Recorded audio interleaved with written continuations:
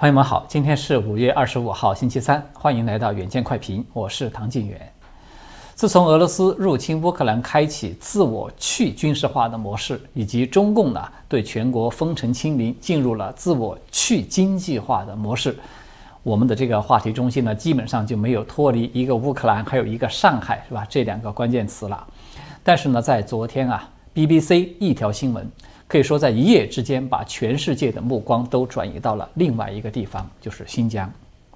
那么这个就是我们今天要和大家来讨论的话题了，这就是震惊世界的新疆警察文件。我相信大多数朋友可能都已经看到这条新闻了，因为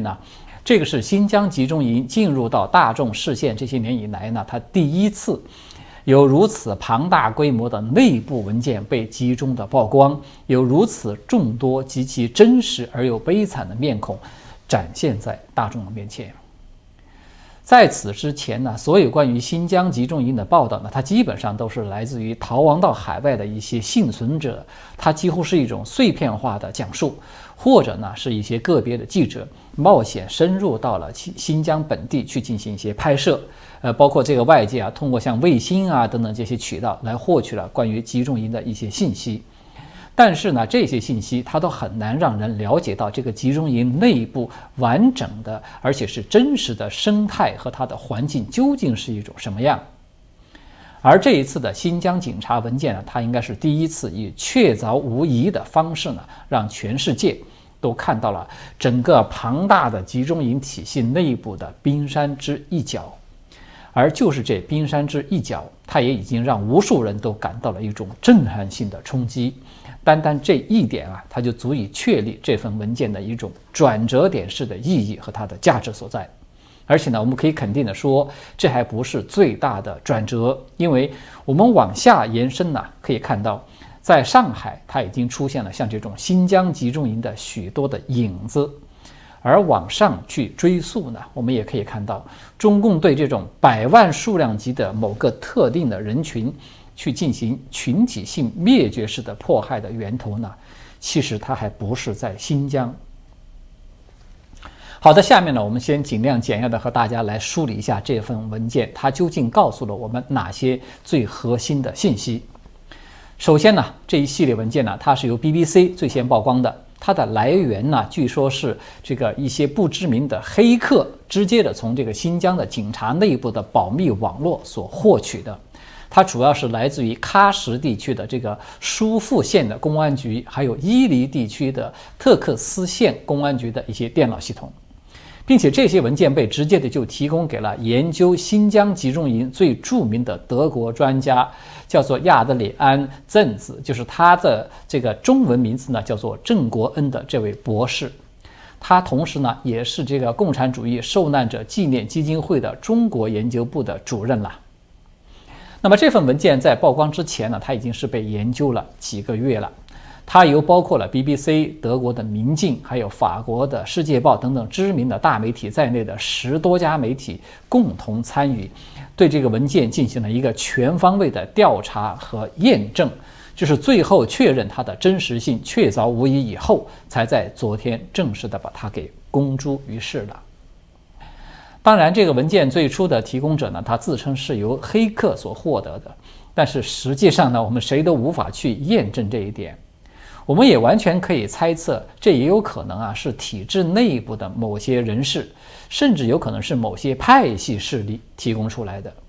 那么它或许是出于某种良心的驱使，那么也或许是出于更复杂的一些动机。我之所以这么说是可能大家都有看到了，这份文件曝光的时间点它显然是被选定的，它并非是一种随机公布出来的。其次就是这份文件最主要的内容它就是有5000多张维吾尔人的照片。它拍摄的时间是在2018年的1月到7月，也就是半年这个期间之内。这5000多人中我们现在可以确认的是，有2884人已经是被囚禁在集中营里面去了。而且这批人中有15名是未成年人，年纪最小的是年仅15岁的一个女孩，年纪最大的是一名73岁的老太太。那么这些照片它拍摄的地点呢，它主要是在新疆南部的喀什地区的疏附县的看守所，还有就是当地的那个集中营里面了。这个疏附县呢，它主要是由维吾尔族人所居住的地方。那么这批被关押的2800多人呢，他们已经占到了当地的成年人口的12%的比例。这个比例啊，大家要注意，它有很重要的参考价值。因为呢，这个疏附县严格的说，它还算不上是中共嘴里的那个所谓暴恐极端主义的重灾区。也就是说呢，在这样的一个相对比较普通的地区啊，它仅仅在半年时间之内关押的成年人口数就已经达到12%这样的一个比例。那么我们只需要简单的做一下推算，就会看到整个新疆啊被囚禁在集中营的人口数量，它至少也是在120万以上。实际上呢，此前不同的渠道就有流出过很多的数据，它都显示出来这种集中营的人口关押数是超过了100万级，高的呢这个数据有达到了说是超过200万的。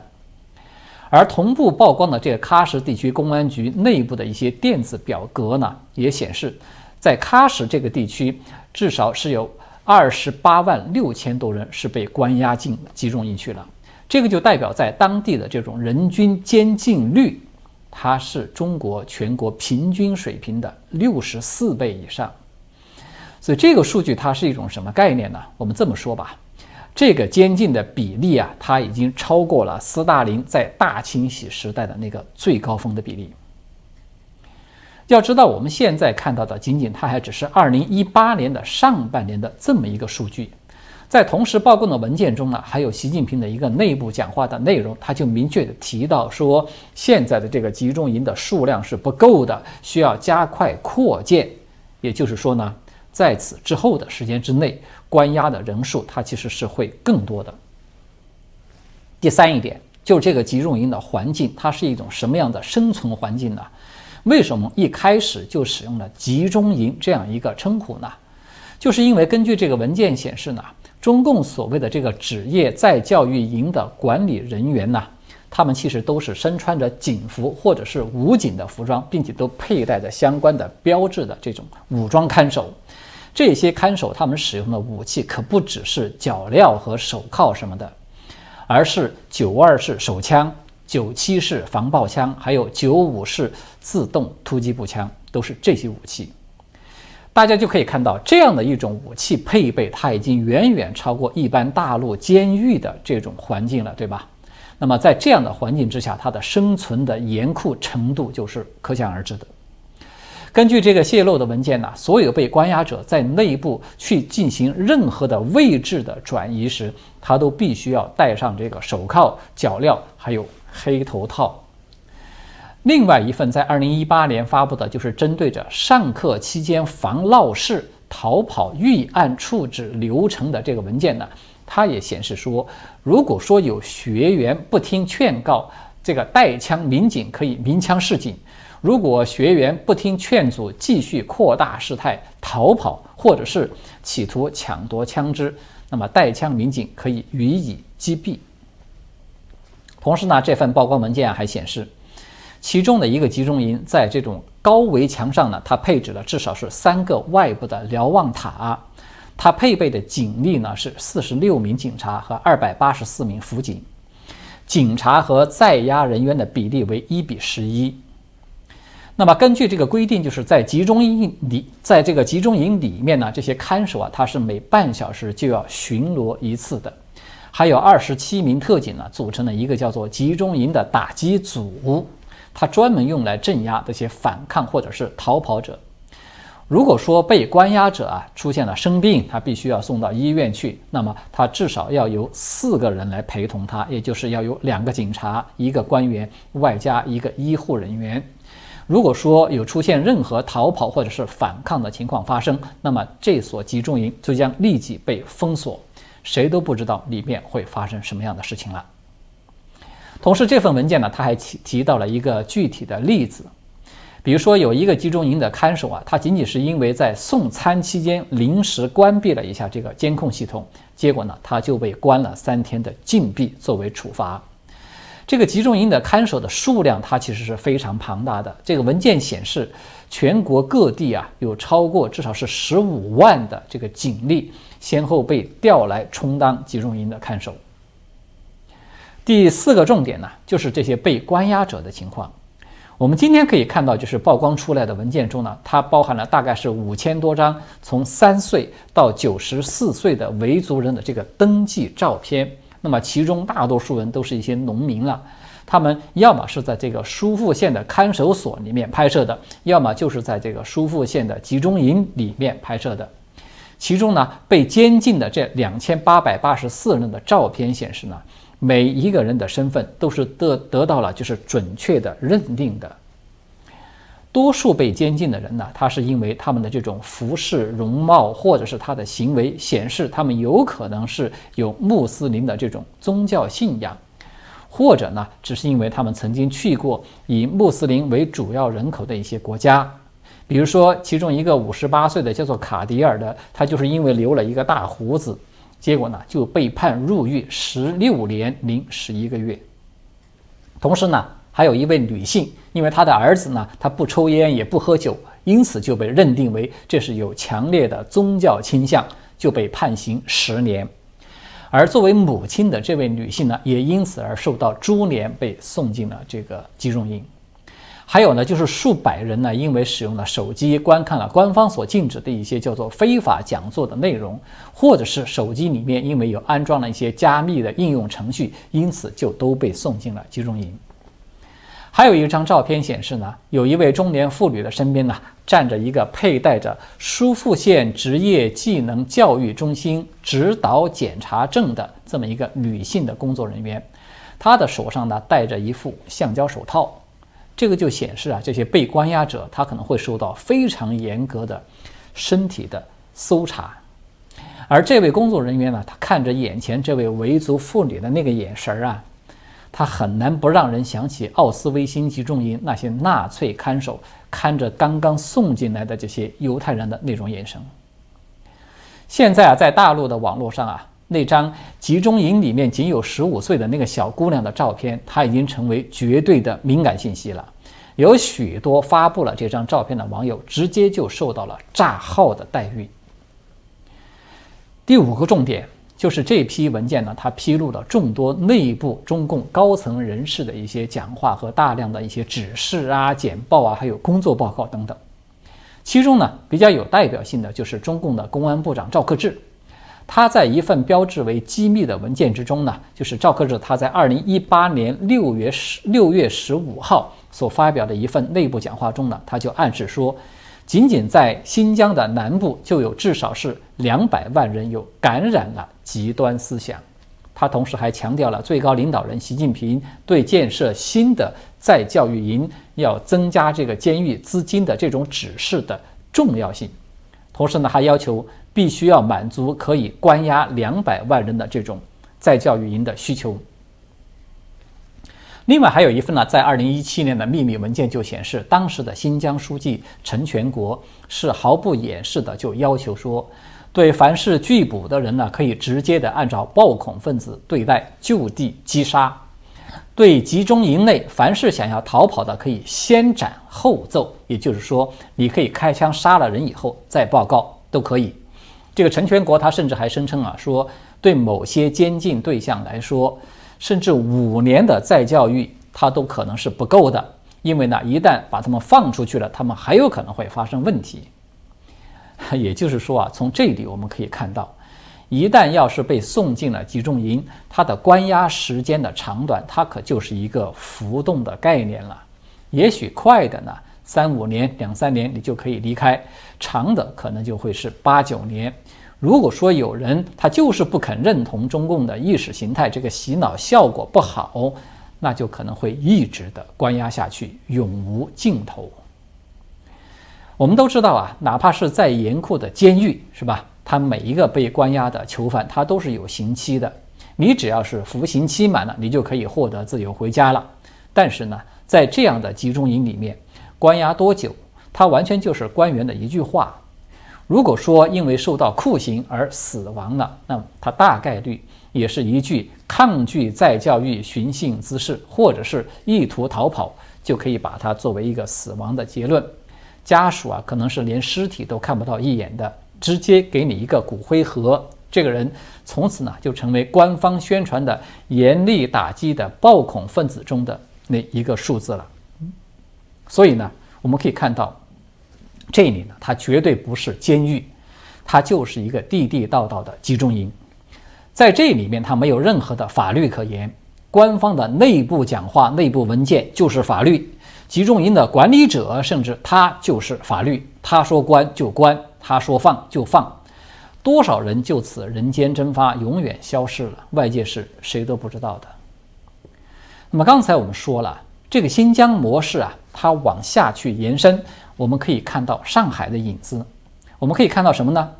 我们可以看到，从这个滥用紧急状态的名义，到破门绑架进行强制的隔离，从影响力3代的这种株连的威胁，到这些志愿者公开的宣称说我们就是法律。你可以看到这些语言、行为和他的思维方式，与我们刚才讨论的这个新疆集中营，它有多大的差别呢？我想任何人可能都能看出来，这只不过就是80步和100步之间的区别而已。而这种新疆模式它也并不是说凭空就从天上掉下来的。中共的历次政治运动它都有针对着某个特定的人群去进行大规模的群体性迫害，甚至是群体灭绝的这种历史和经验。但是在过去它基本上都是通过发动群众斗群众的这种模式。至于说借助这种高科技的力量，对100万数量级的人群进行一种秘密而集中的集中营式的这种关押，加上高强度的洗脑，还有加上以酷刑或者是虐杀的方式来对他们进行所谓强制的转化，逼迫他们放弃自己信仰的这种迫害的模式它严格的说是从迫害法轮功开始的。包括我们看到的这种完全无视法律它仅仅只是以内部的文件讲话或者是某个人的指示来运作整个庞大的集中营体系的方式，它都与迫害法轮功是没有什么两样的。中共在这个改革开放以后它表面上曾经有建立起来一套所谓的法治体系，它其实也是在对法轮功的这种群体灭绝式的迫害中被给彻底的摧毁掉的。正是因为有了这样一个经验在先，所以我们现在才看到中共把这个经验不断的扩充，不断的优化，然后逐步的用到了新疆的集中营去，然后现在又用到了上海的暴力清零这个身上来。新疆警察文件的曝光它首先带来的一大冲击，就是它以确凿的无可辩驳的证据坐实了中共在新疆实施种族灭绝的罪行，从而当然也把习近平和陈全国再度的推到了全球舆论的风口浪尖上了。陈全国他作为这个集中营政策的直接责任人，他受到更多的制裁可以说是一种顺理成章的事情。而这件事情他基本上也宣告了陈全国的仕途的终结。就是如果说中共他还真的有机会可以顺利的举行那个20大，那么陈全国他最大的可能也就是到这个政协或者是人大去退休养老了。但是对习近平来说，这批文件的杀伤力它可就是非同小可的。此前中美之间和中欧之间不是曾经有爆发过制裁战嘛，大家相互制裁。它这个核心的议题就是因为新疆的这个种族灭绝的行为。这份文件它等于是为国际社会再度启动调查，去实施新一轮的制裁，提供了无可辩驳的说服力与合法性。我们可以看到，现在多国重量级的政治人物的表态，几乎是无一例外的都使用了震惊或者是骇人听闻这样的言辞。比如说欧盟议会对华关系小组的主席叫做比蒂科菲尔的，他就立即对这个德国媒体表示说，这些残酷的画面必须让欧盟采取明确的立场，启动对中共实施新一轮的制裁。那么就在昨天美国国务院的发言人普莱斯他也公开的表示说，美方对这些信息和图像感到震惊。他就强调说我们似乎很难想象这些镇压、监禁、发动种族灭绝和反人类罪行的系统性行动，没有来自得到中国政府最高层的许诺和庇护。所以大家有看到了吧？这个矛头它一上来就是对准了习近平的。而习近平近期最大的一个外交努力呢，就是他想要去笼络德国和法国这两个国家嘛，要重新恢复中欧投资贸易协定，同时呢，也想利用这个乌克兰战争作为一种杠杆，来把这个美欧之间的关系呢，争取能够撬出一些裂痕来。我们几乎可以肯定的说啊，就是这份文件它将会彻底的摧毁习近平所有这些努力了。德国的外长贝尔伯克在与中共外长王毅今天通话的时候，立即就谈到了这份新证据，并且就呼吁说，对这些指控需要展开一个透明的调查。还有德国的经济部长哈贝克呢，也声明说，德国政府已经改变与中共的往来的方式了，要把人权放在优先的位置，推动这些出口多元化，还要减少对中国的依赖。而德国的财政部长叫做林德纳的，他也对这个媒体表示说，德国应当迅速地区分与中共的经济关系，不能因为经济利益而在人权问题上束手束脚。那么更重要的一点是啊，这份文件的曝光，它无疑给了反习势力呢，可以说又增加了一块筹码了。就是在我看来呢，中共党内他倒不会说，因为他有修建了集中营，来用这个来指责习近平。为什么呢？因为中共这个体制，它其实从来都不会有任何人权的概念，而且呢，对新疆的这种镇压，系统性的镇压，它实际上呢是从胡锦涛时代就已经定下了这么一种基调。这个呢，它应该是党内的一种共识。但是呢，我们都知道，中共的政治斗争就是这样的。就说党的某个官员他干了非常坏的事呢，这不是什么问题，但是一旦要是干的这个坏事被曝光被捅出去呢，那就是问题，而且是大问题。所以呢，习近平他为什么没有能够严密的封闭住这些高度敏感的信息？他为什么被外媒拿到了，把它给曝光了，让党的形象遭受到了重创？这个才是习近平很可能要负的责任，是他会要受到攻击的原因所在。所以呢，我们从这个角度上来看啊，习近平唯一的挽回损失的机会，就是当前这个联合国高专办的负责人叫做巴切莱特，他不是在对新疆正在进行访问吗？我相信啊，中共将会使出浑身的解数来搞定这个巴切莱特。然后呢，迫使他在事后的官方报告中为中共的新疆人权的状况去背书的。所以我们也看到这份文件呢，他选择在这个时候来曝光，他的目的呢，就是要防止这个结局的出现了。所以呢，我们会看到这个巴切莱特，他将是这个重大事件的下一阶段的焦点所在。他的报告将在很大的程度上决定了习近平他能否捞到他在外交领域的最后一根稻草。好的，今天呢，我们就暂时聊到这里了，谢谢各位的观看和收听，我们下次再见。